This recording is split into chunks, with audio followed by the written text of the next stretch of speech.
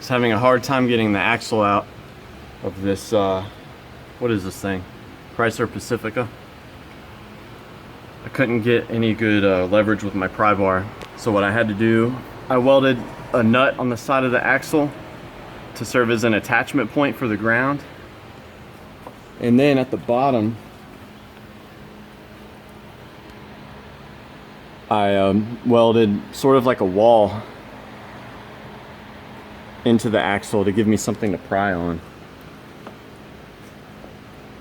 And I was able to just get my pry bar on here like so.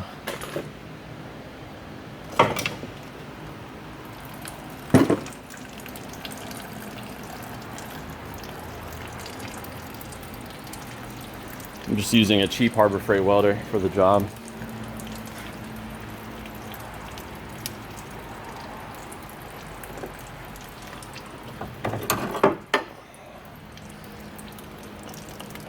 So that's what I welded on. The axle didn't really have anything good for me to pry on. A lot of axles have really deep ridges. This one didn't give me much to work with.